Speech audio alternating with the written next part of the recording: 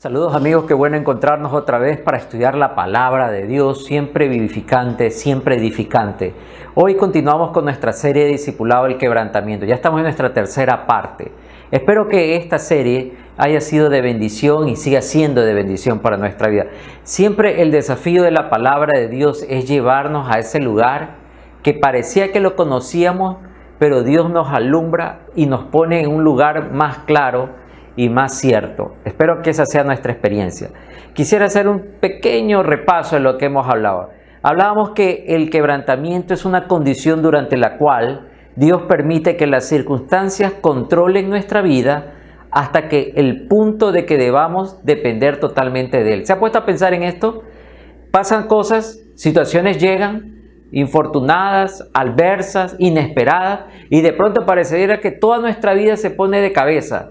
Pero detrás de todo eso hay un Dios que sabe que tenemos que reaccionar, que tenemos que atender, que debemos volver nuestra mirada a Él. Y también veíamos la historia del rey David. Ustedes saben que David, después de haber tenido todo, dice que se estaba paseando en su palacio, parece ser la casa más alta de su ciudad, y comienza a contemplar la desnudez de una mujer que era totalmente prohibida para él. Y ustedes saben las consecuencias de ceder ante la tentación, todo lo que él comienza a perder y a sufrir, hasta que él, desamparado, tiene que recurrir a la misericordia de Dios en ese canto angustioso del Salmo 53 que lo revisábamos.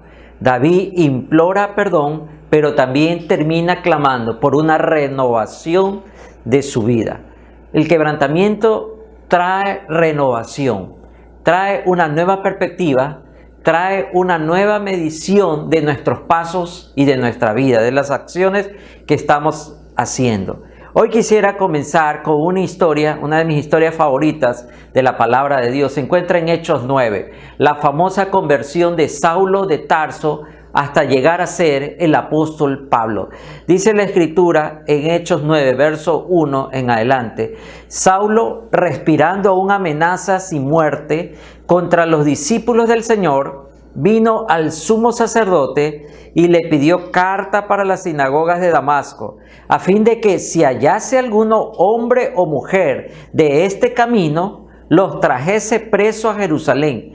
Mas yendo por el camino, aconteció que al llegar cerca de Damasco, repentinamente le rodeó un resplandor de luz del cielo, y cayendo en tierra, oyó una voz que le decía: Saulo, Saulo, ¿por qué me persigues?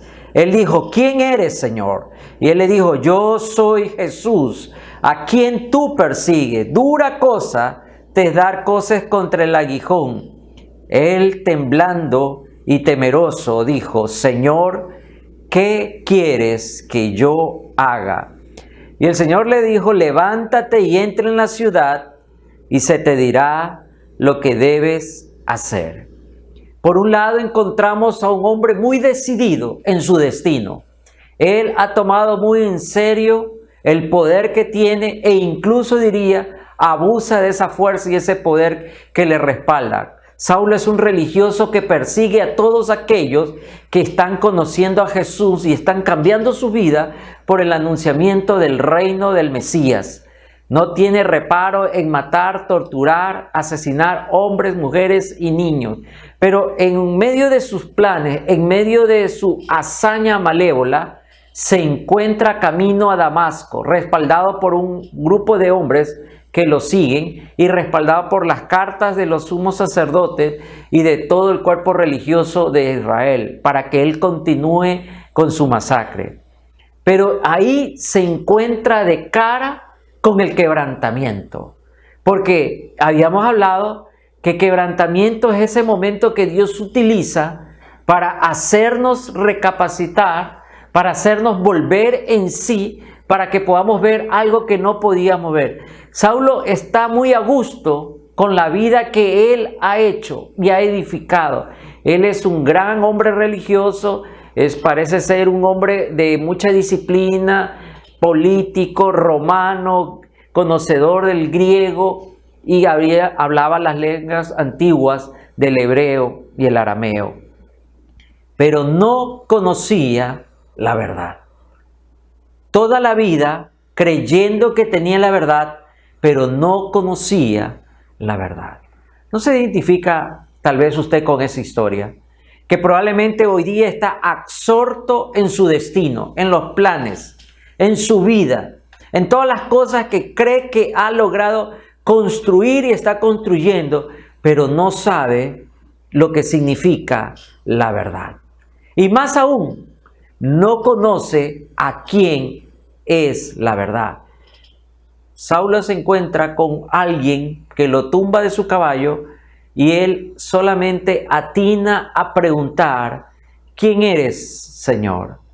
Yo soy Jesús, a quien tú persigues. Y el gran hombre Saulo, en ese momento de derrumbe, de quebrantamiento, de derrota, solo contesta: ¿qué quieres que yo haga? Cuando Dios nos quebranta, nos hace con el propósito que podamos encontrar piezas que nos faltan. Pensábamos que estábamos muy bien armados, pensábamos que estábamos con una muy buena vida, pensamos que estamos en el camino correcto, pero Dios realmente nos lleva a un momento, a una epifanía, podríamos decir, a una claridad, donde podemos darnos cuenta que nos faltan muchas cosas en nuestra vida y que si queremos avanzar y llegar a ser esas personas, necesitamos de esa pieza.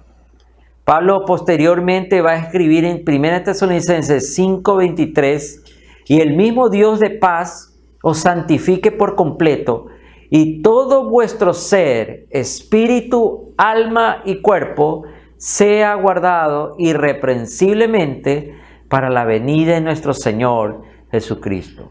Entiende que la unidad del hombre, ser, espíritu, alma y cuerpo, tiene que ser guardado para el Señor.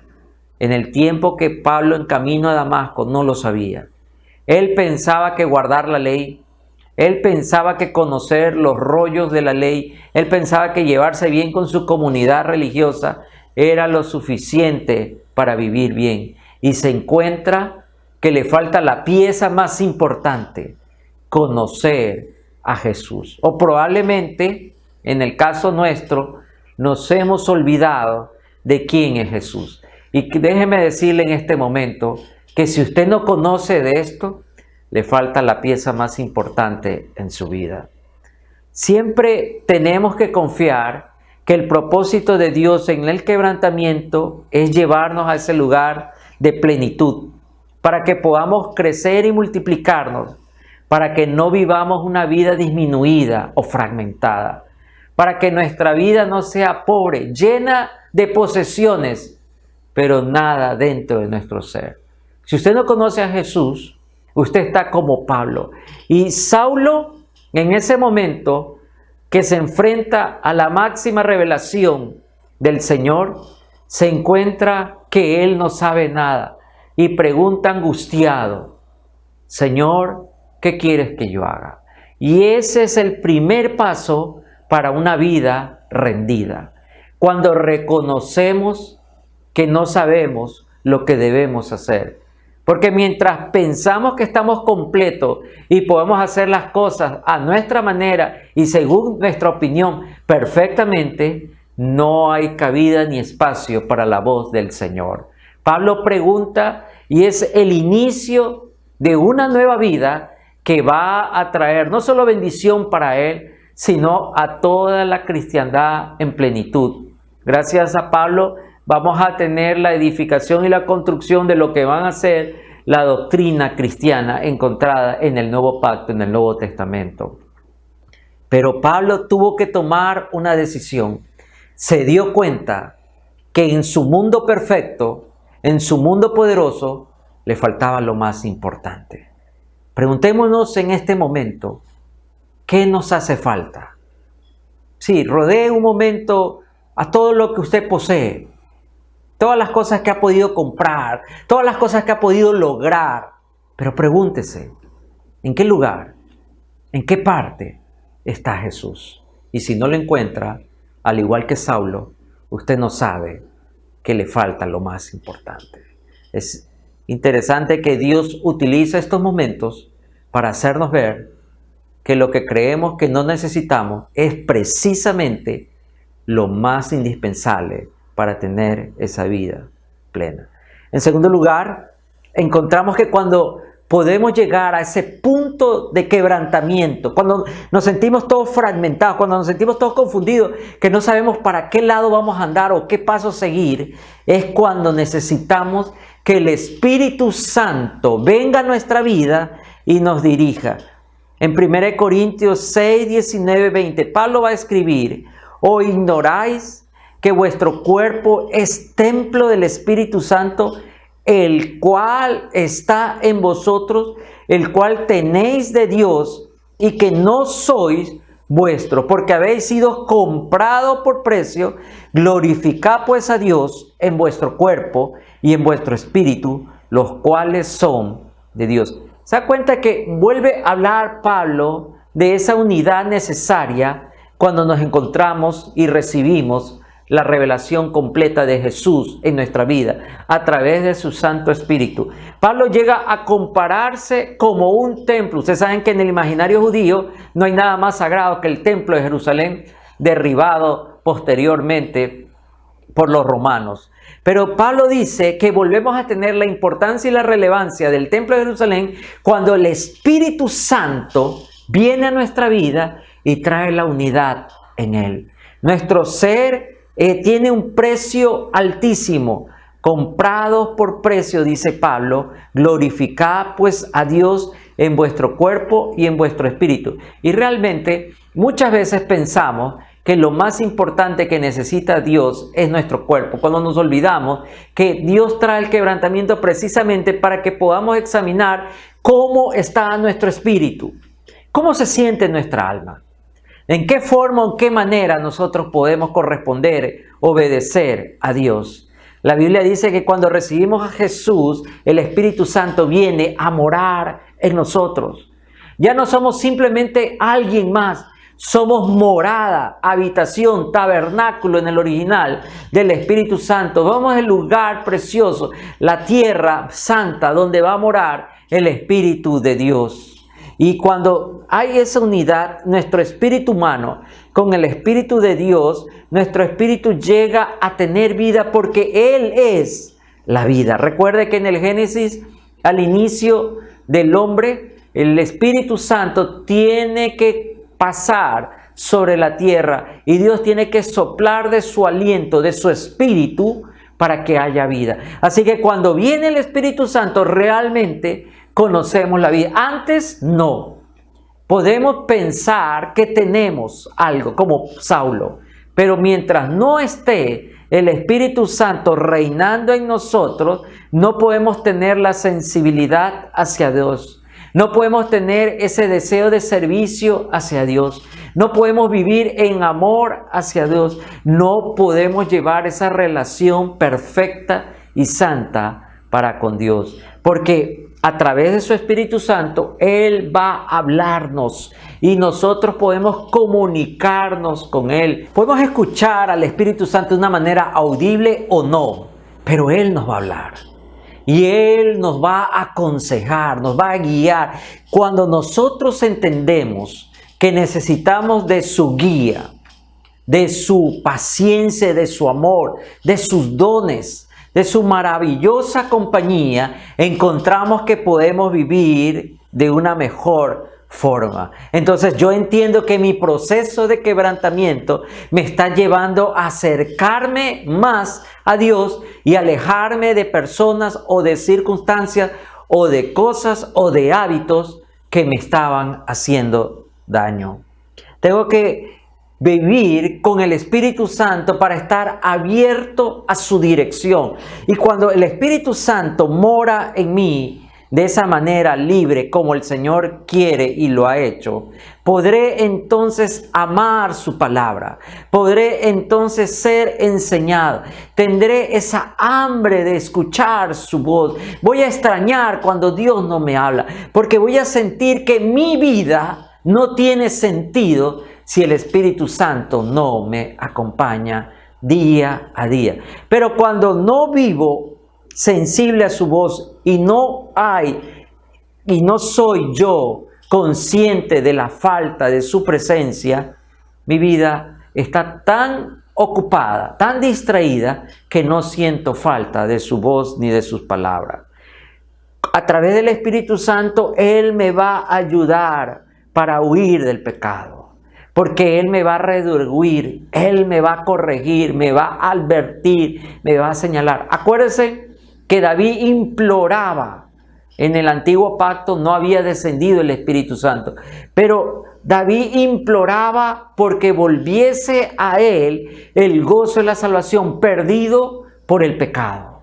Después de la acción funesta que había cometido, después del quebrantamiento de la ley, de haber ofendido a Dios de la manera que lo hizo, con adulterio y asesinato, David clama por perdón. Límpiame para que yo pueda hablar a otros de ti. Ayúdame otra vez, renueva en mí, levanta los huesos quebrantados. Nuestro espíritu nace de nuevo cuando el Espíritu Santo viene a nosotros y trae su morada. Entonces volvemos a ser esas personas que debíamos vivir por siempre. Recuérdense en la historia del Génesis. Cuando Adán peca, en el Génesis 3, Adán es consciente de su pecado y Eva, y huyen de la presencia de Dios. Y dicen esta frase que es muy común en el día de hoy. Escuché tu voz, pero huí de tu presencia, porque me sentí desnudo. Claro, habían perdido la protección, habían perdido la inocencia, habían perdido el amor, habían perdido la pasión por el Señor. ¿Cuántas veces nos escondemos para evitar tener ese encuentro? Escuchamos la voz de Dios, pero como en nuestra vida no mora el Espíritu Santo, o hemos logrado acallar la voz del Espíritu Santo, porque hay una advertencia muy clara: no apaguemos al Espíritu Santo, dicen Tesalonicenses. Entonces huimos de la presencia de Dios. Pero cuando el Señor viene a nosotros y nos hace descubrir que estamos quebrantados y nos hace falta de su divino Espíritu, yo corro a la voz del Señor. El creyente en quien mora el Espíritu Santo va a vivir bajo el control del Espíritu.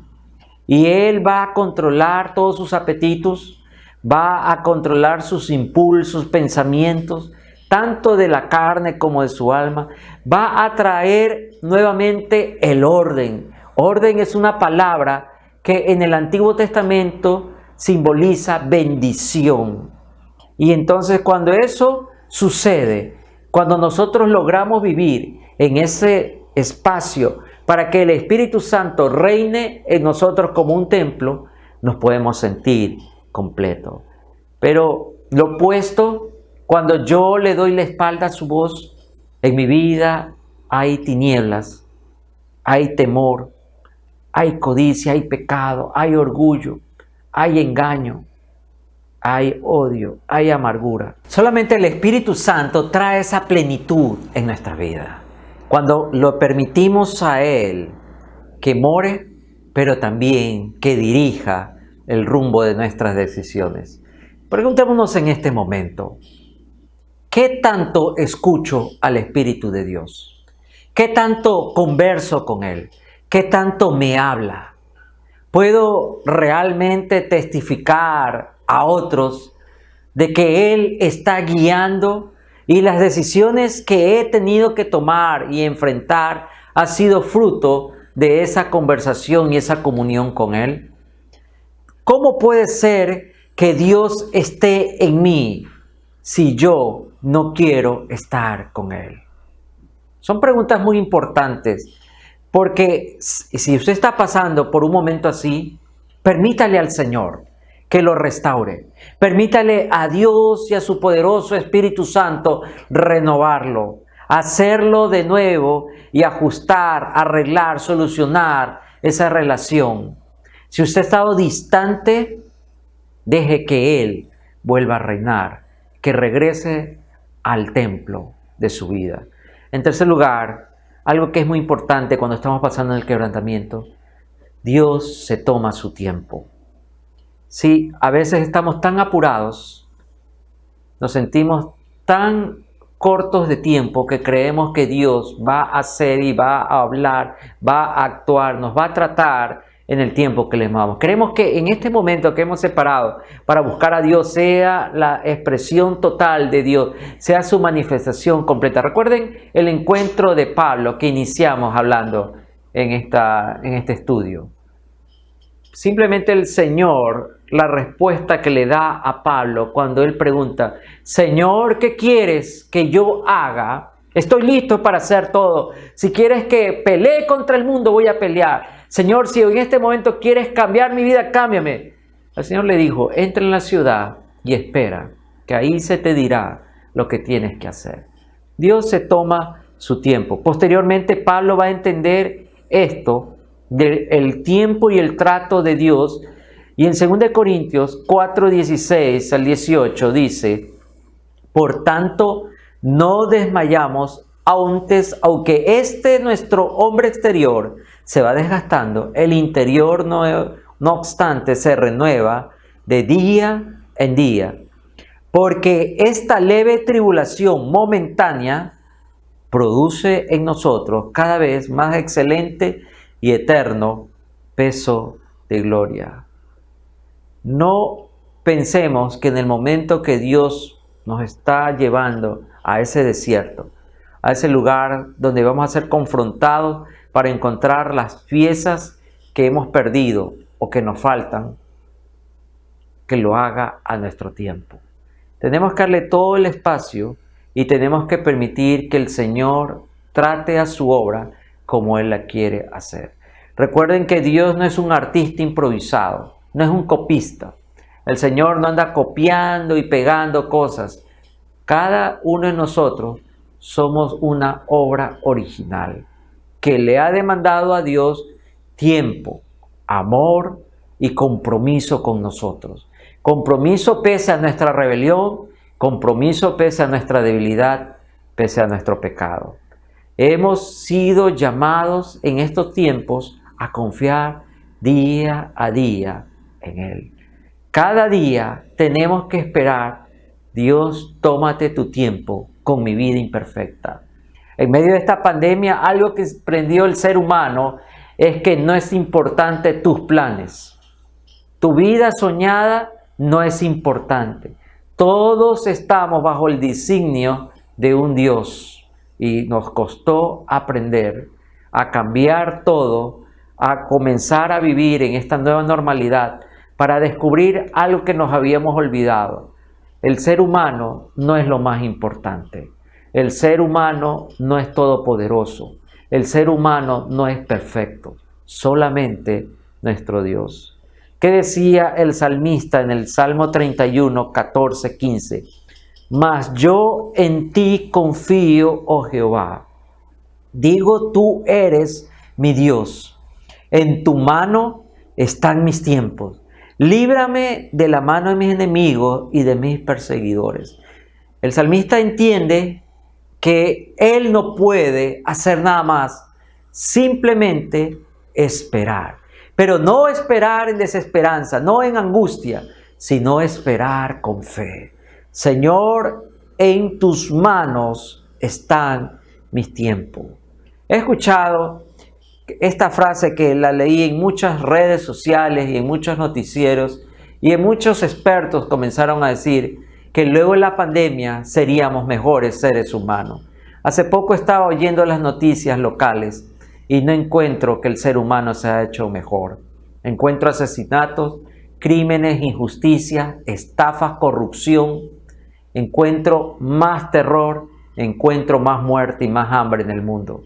Veo que la pandemia no nos ha enseñado nada. El ser humano cree que después de la pandemia podrá tener el tiempo para hacer los cambios necesarios. Pero se ha puesto a pensar, no se trata de usted o de mí, de mi tiempo o de mi horario. Se trata de lo que Dios quiere hacer en nosotros. El quebrantamiento nos enseña que el tiempo es de Dios. No se afane ni se angustie.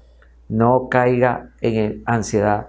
Porque si hay algo muy importante, como sucedió en la vida de Saulo, fue que aprender que ese proceso iba a traer un fruto de cambio, que lo iba a llevar a la plenitud, o podríamos decir a la madurez, al entendimiento pleno de quién es Jesús. No me puedo aferrar a mi vida antigua. Hoy me encuentro que estoy viviendo una nueva realidad de vida. Las medidas de bioseguridad que tal vez nos han tenido ya medios hostigados y a veces como que ya muy pesados, no se han ido. Más bien parece que se van a incrementar. Parece que tenemos que volver a repensar la manera en que nos hemos estado cuidando. Hemos vivido un relajamiento, pero todo apunta a que necesitamos volver a ser más estrictos con lo que está sucediendo con este virus, que parece ser que no se va aún. Pablo entiende que sus viejos sentimientos, sus antiguos conceptos e ideas acerca de Dios no sirven. Hoy se encuentra ante una nueva realidad. Aquel que perseguía y aquellos que él mataba son más poderosos que él. Pablo pregunta, Señor, ¿qué quieres que yo haga? Lo lleva al momento del cambio. Le pregunto en este momento, ¿usted está listo para cambiar? ¿Está listo para decirle, Señor, qué quieres que yo haga? ¿Estás listo para quebrantar tus planes, bajar tus brazos, rendirte y decir, Señor, no voy a pelear más como Jacob? ¿Estás listo para decir, Señor, en mi proceso, en mi desierto he entendido que tú eres el Todopoderoso como Moisés? ¿Estás listo para tirarte al suelo y llorar y clamar perdón como el rey David después de su pecado? ¿Estás listo para bajarte de la cabalgadura ciego y esperando misericordia como Saulo de Tarso? Es una gran pregunta. Y si no estamos listos para responderle, el Señor tiene todo el tiempo para tratarnos. De eso se trata el quebrantamiento. Pero hoy día yo te invito a tomar una gran decisión. Decirle, Señor, de todo corazón, ¿qué quieres que yo haga? La respuesta es sencilla. Rinde tu vida a Él. Ore conmigo, dile, Señor Jesús, en este momento rindo mi vida. Me doy cuenta que me escondía de ti. Me doy cuenta que te perseguía. Me doy cuenta que me había olvidado de ti. Me doy cuenta que tú eras la pieza que falta en mi vida. Hoy abro mi corazón y te recibo, para que tú vengas a morar y yo pueda encontrar la plenitud de vida, para que tu Espíritu glorioso, tu Espíritu Santo pueda guiarme, pueda hablarme, pueda aconsejarme, sea mi mejor amigo, para que hoy yo pueda vivir una vida de cambio, gracias a ti y a tu sacrificio. En el nombre de Jesús, amén y amén. Usted ha comenzado una nueva vida, ha comenzado un cambio, pero no se desanime. Las cosas no van a ser tan fáciles al principio, pero recuerde, en tus manos, Señor, están mis tiempos. Que el Señor me lo bendiga grandemente y nos veremos muy pronto.